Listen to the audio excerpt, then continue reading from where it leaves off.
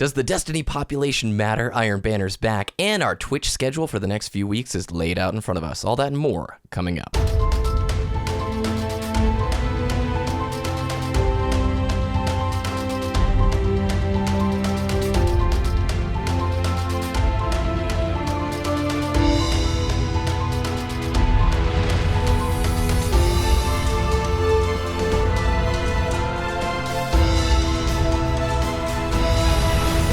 You're listening to Destiny, the show.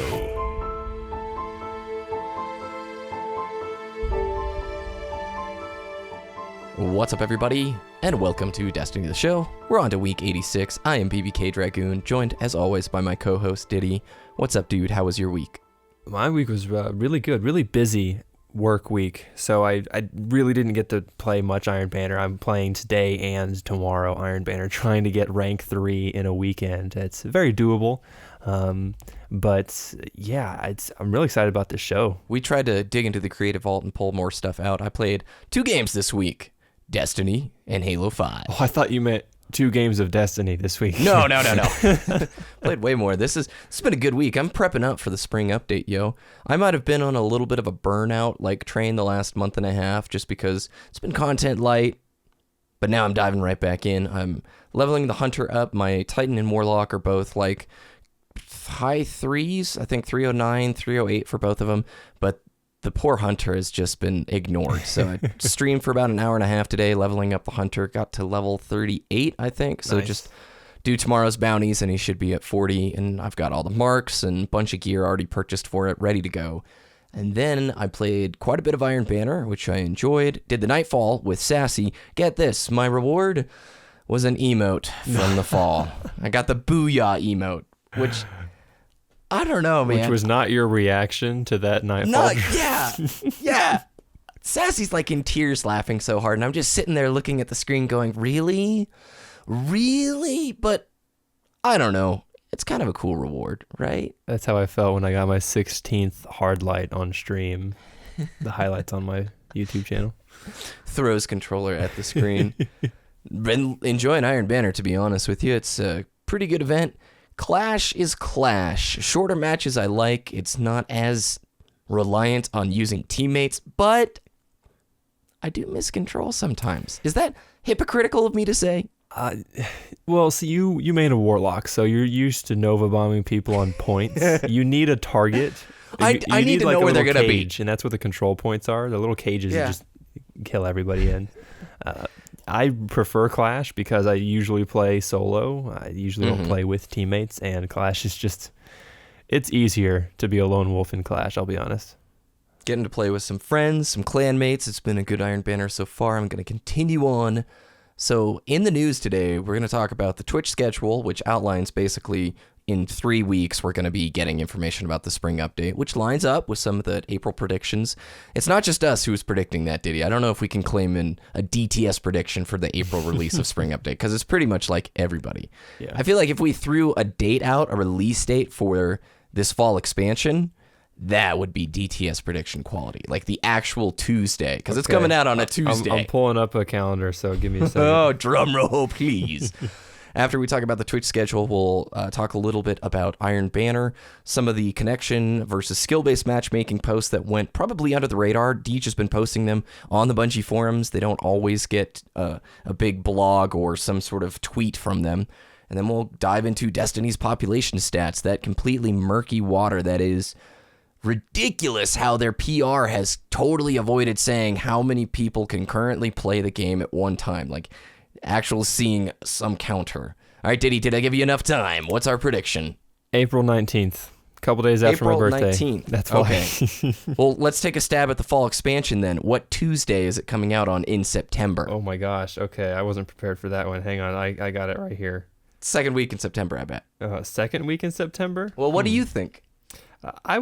Second week would be safe. That would be the 13th. Of September. Yeah, I'm actually gonna have to agree with that. September Unlucky 13th. Tuesday, though. Yeah. Do we go with the 13? I mean, it seems a little dangerous there. What about the next week? The 20th. The 20th. All right, I say 20th. I'll say 13th. This is what content drought brings the show to you guys, all right? This is what happens. I want to put my crystal ball away now.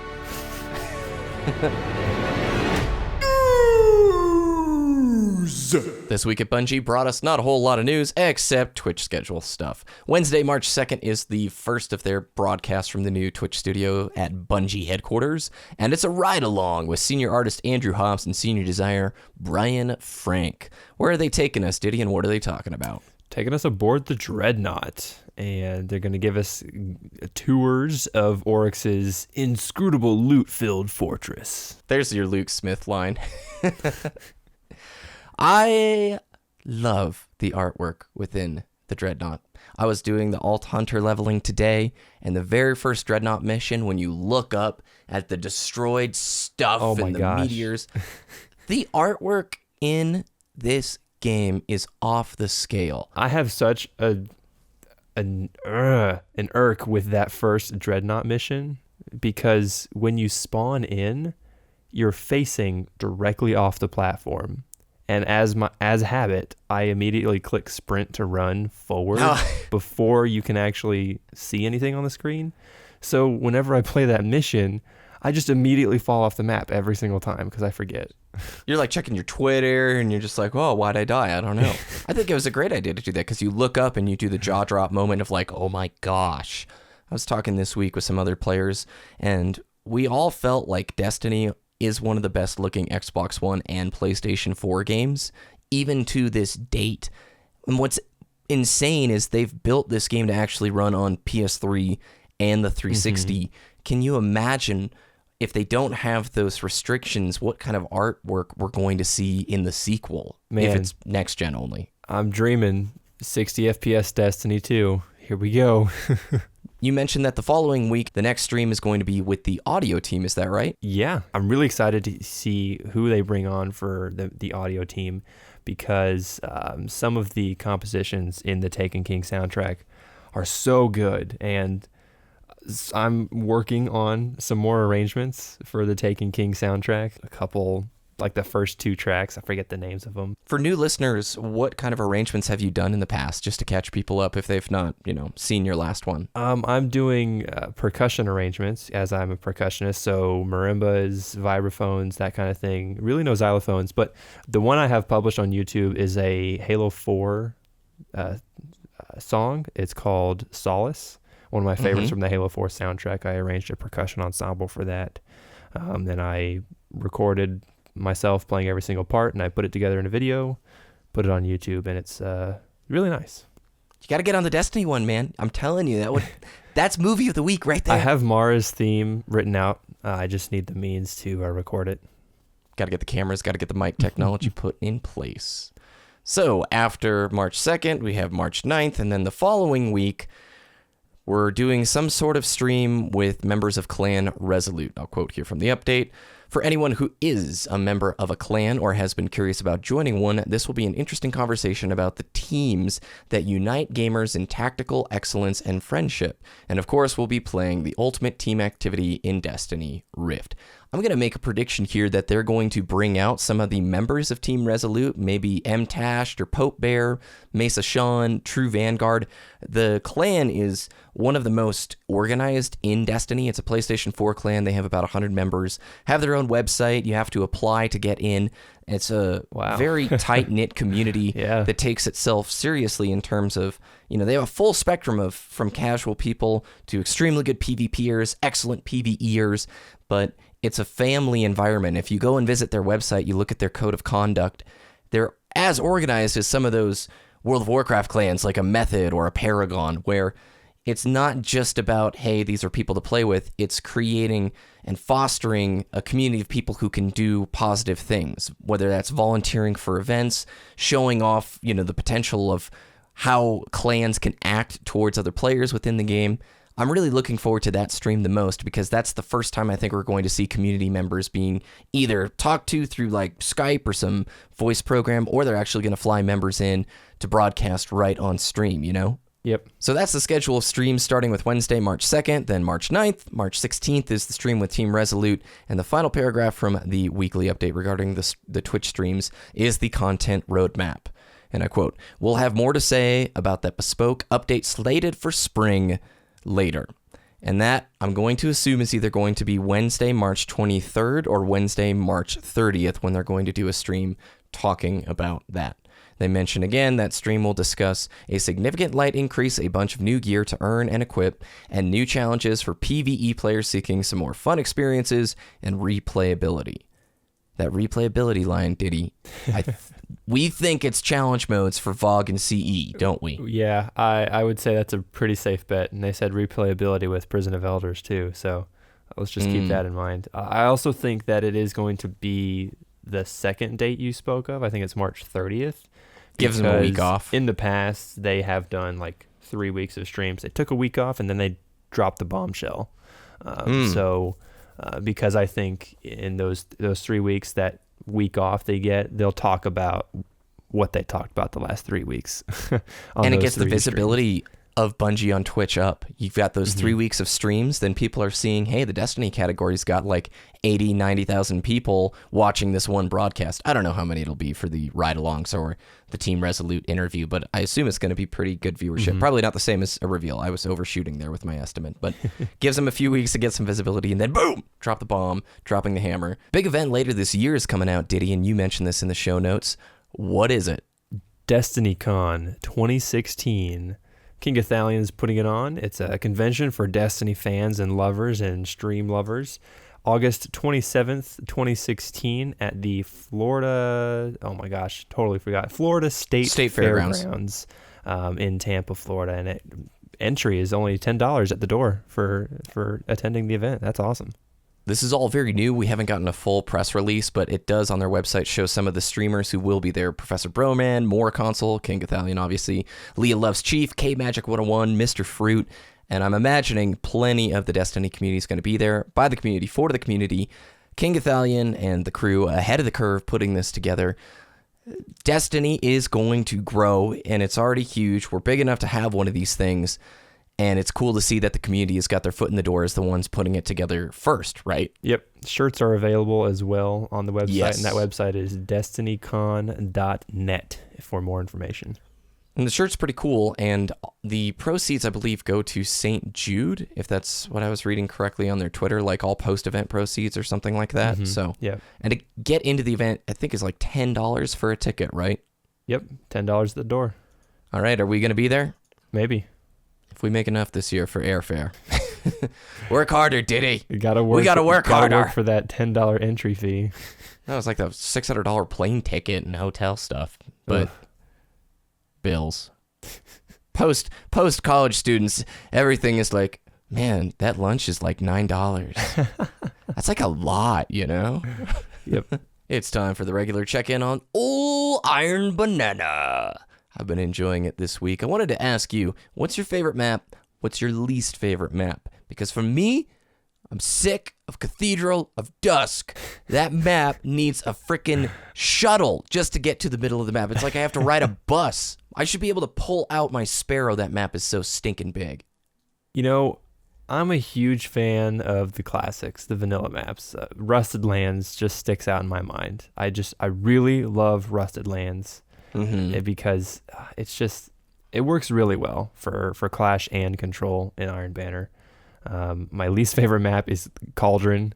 It's the worst ever. I really dislike that map, mainly because, well, it just left a really sour taste in my mouth with the Thorn and Shotgun meta of year one. So year two, the map even looks better. like a Thorn. Yeah, it's awful, but well, aesthetically it looks really good, but it just plays really terribly. Yeah, I would say Cauldron's my least favorite, but Rusted Lands is up there, top 3 at least. My favorite is the OG Shores of Time. I really don't like that map. What?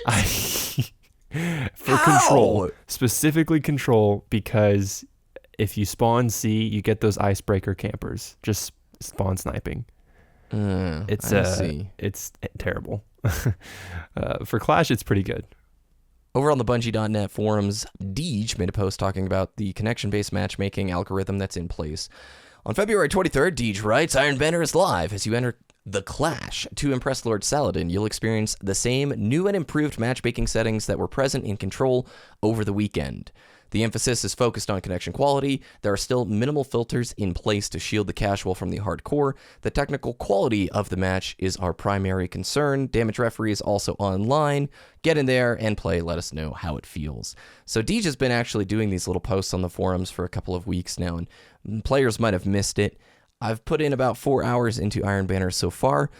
For the most part, generally good connection matches. You still have a couple of players who red bar and sometimes eat shots, or I've had some bullets going through the walls.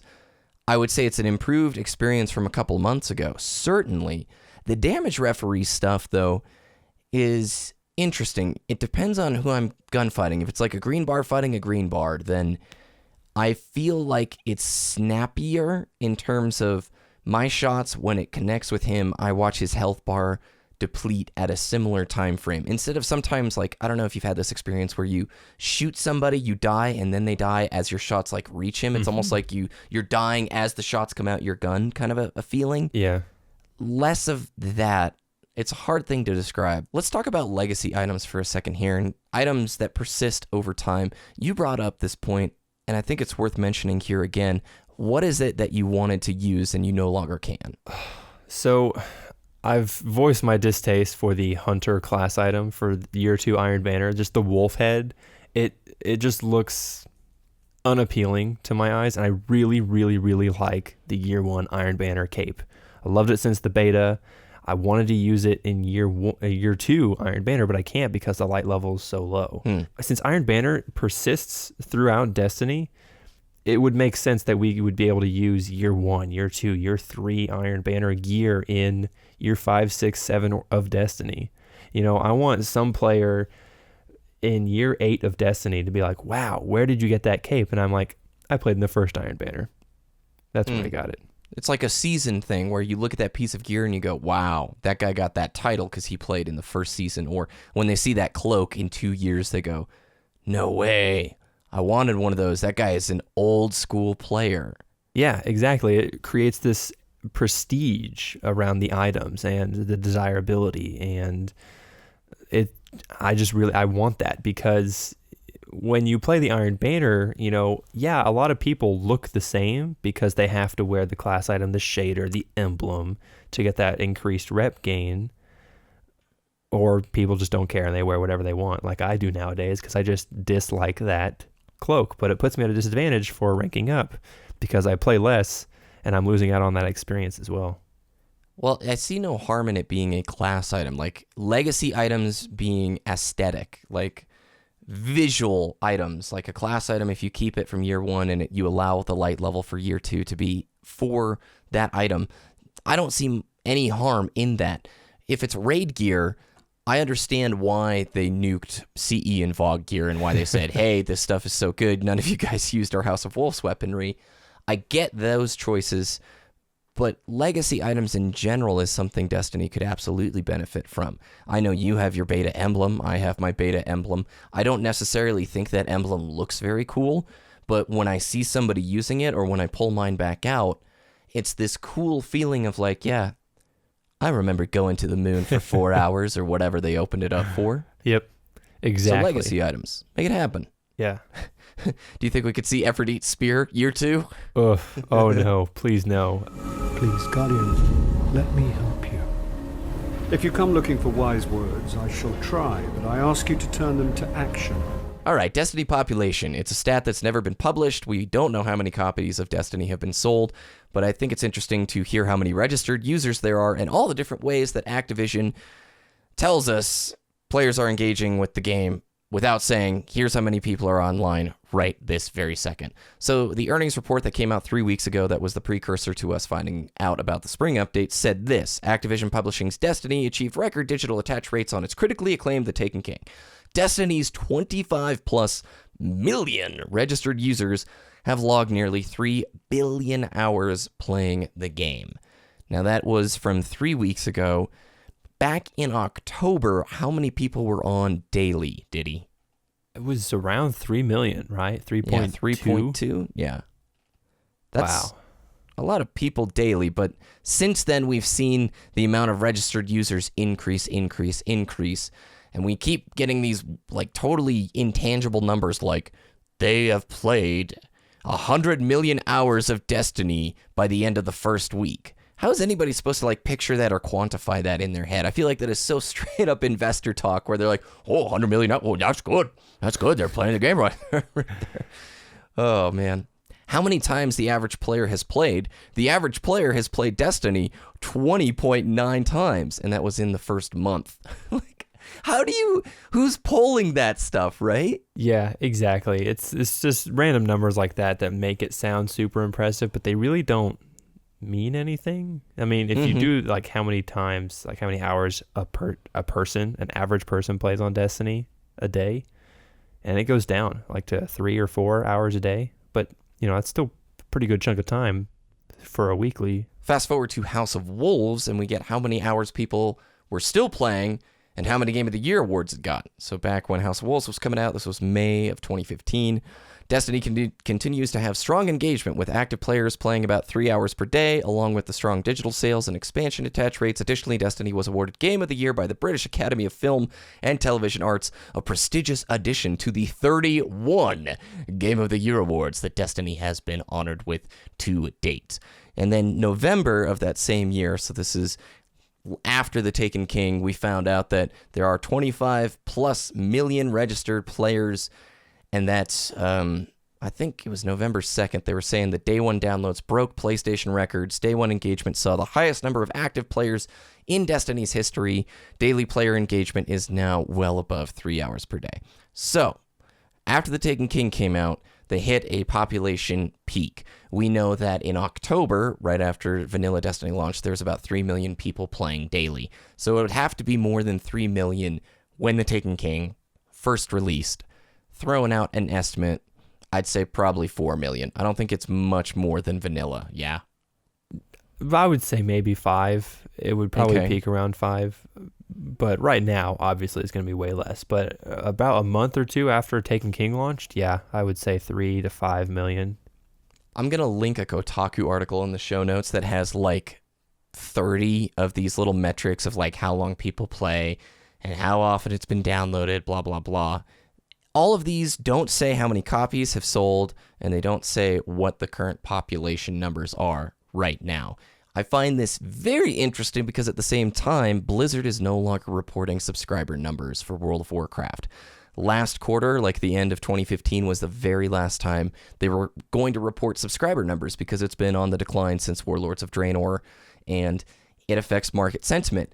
What they're replacing is they're doing the same thing. They're replacing that, hey, our subscriber count is no longer like 6 million. They're going to say how long people engaged with World of Warcraft, how many people, like hours they logged, blah, blah, blah. So World of Warcraft is taking note from Destiny here going, hey, in games like these where active player count can sway like the sentiment of the broader consumer, we're just going to report these amazing activity and engagement numbers.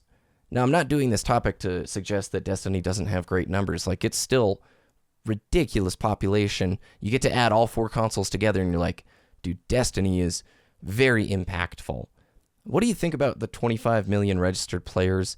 What does it mean to be a registered player? We don't have an official definition, but is that an hour of gameplay? Is that I just made a tune and did the first mission?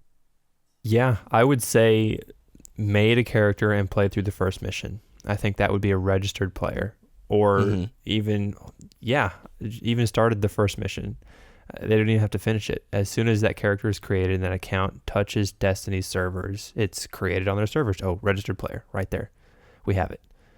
And to me, it doesn't really matter that much because you don't really care about how many times someone, watches your YouTube video or plays your game online. You want to see how much of that content they absorb, and the audience retention is really more important to me. So if they released a stat, the average Destiny player plays 18 hours a day on Destiny, like, oh wow, that game must be really good because people are wasting 80% of their lives on it. I want to see that number instead of, oh, we have we have the biggest candy sack in the store, but it's all like licorice. And I know a lot of people like licorice, but I dislike licorice, so I'm not even going to touch it. You make a really good point there with the activity engagement. YouTube's algorithm has been switching over to prioritize watch time and retention. So it's no longer like that 40-second video that got a gajillion billion clicks. If they all just clicked it and left, it doesn't matter. They're looking to see, can you retain your audience? For people who don't know how YouTube ads work too, if people are not spending a lot of time with your video, you're not going to get paid the same amount. So if you have great watch times on long content, advertisers are going to go, all right, we like that. Same thing with investors regarding games. That over 3 hours daily as the average playtime stat, which remained for a long time. I don't think that's the case anymore, but that's more than Bungie predicted. I remember doing a segment on many DTSs ago in which they said, we did not think people were going to play our game that much each day. Not even Bungie thought it was going to be that kind of a success. Yeah, and that blows my mind. Like, oh yeah, we created this amazing game. Oh wow, people are actually playing it a lot more. And that kind of makes me think, so you did a better job than you thought, so now you have to catch up. Well, how scary is it to build PvE content for them when all of us are like, House of Wolves coming out, you gonna get on? Oh yeah, I'm gonna play like 9 hours. There is a website that you linked that shows your daily Destiny activity, and it's like a calendar, and you can see like the playtimes. Could you find that link so we can include it in the show notes? It's a cool website. Yeah, I'll find it. My most played day was the House of Wolves release date, and I'm not going to tell you how long I played, but I played a lot. Mine was Taken King, and I played 16 hours that day. Oh, man. Yeah, and you just tear through PvE content, and then we're like, we want more PvE. Well, yeah, you guys just marathoned it, but that's the type of game this is. Like, everybody is like, I gotta get the max level. You there yet? You there yet, bro? Are you there yet? Man, the grind to get raid ready for King's Fall was so real. It was real. Me because I was getting so screwed on RNG. I remember that first week. Oh, everybody was pounding their fist to be the first to do it. Where can people find your content? Twitter.com/DittyDTS, DITTY-DTS, and YouTube.com/Wooshness, WOOOSHNESS. Remember to go to DestinyTheShow.com for all the links from today and more. Visit our friends over at DestinyTracker.com, the best place on the web to track your stats in the Destiny universe. Follow us over on Twitter at DestinyTheShow, and while you're there, leave some feedback. Is there something you want us to talk about or some cool link or whatever that you think deserves to be mentioned? Let us know over at DestinyTheShow. Same name on Twitch. You can follow me at BBKDRAGOON. Same name on YouTube. Thanks for listening. Have a good week, and we'll see you next time.